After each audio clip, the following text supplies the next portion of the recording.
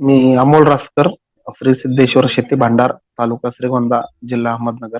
तर ऍक्च्युअल आहे ना, हम्म. 19,50,000 माझी चालू मार्च एंडची अगोदरची बाकी आहे शेतकऱ्यांची. ऍक्च्युअल 10 लाख रुपयाची असतं रिकव्हरी माझी झालेली. पण त्यासाठी फॉलोअप फार महत्वाचे. फॉलोअपला फॉलोअप देत गेलो. पण प्रेमात त्यात वाद नाही, तिरका शब्द नाही, काहीच नाही. ज्या वेळेस सेमिनार असतं मला लिंक मिळाली की मी 100% जॉईन करतो. जर मी तुमच्या संपर्कात त्यावेळेस आलो नसतो, आता माझं दुकान बंद झालेलं असतं. कर्ज बोकांडी घेऊन दुकान बंद करावं लागला.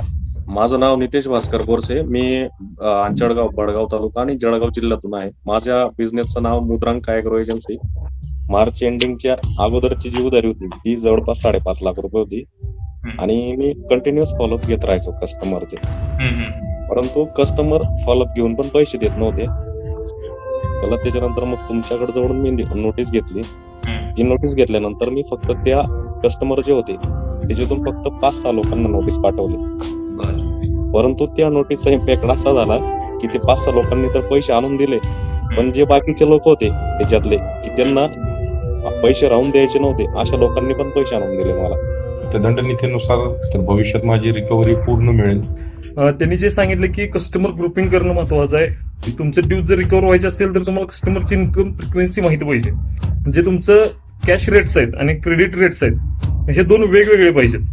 माझं नाव भूषण येवले. मी पुढच्या 45 दिवसामध्ये मी माझे 7 लाखापैकी कमीत कमी 3 लाख रुपये तरी मी माझे रिकव्हर करणार, एवढा कॉन्फिडन्स मला यातनं आलेला आहे. आजचं सेशन अटेंड करून मला हे पण कळालं की आज आणतेपणाने काहीतरी सिली मिस्टेक्स ज्याला आपण म्हणू शकतो ते आज होत होतं माझ्याकडनं. नमस्कार, माझं नाव रुपेश लिंगोट. 1-1.5 महिन्यामध्ये माझे 4-5 लाख रुपये वसूल झाले. आधी सर मी स्वतः कॉल करायचो, पण तुम्ही ज्या टेक्निक सांगितल्या त्या वापरून आता मी माणसाकडून कॉल करून घेतो आता.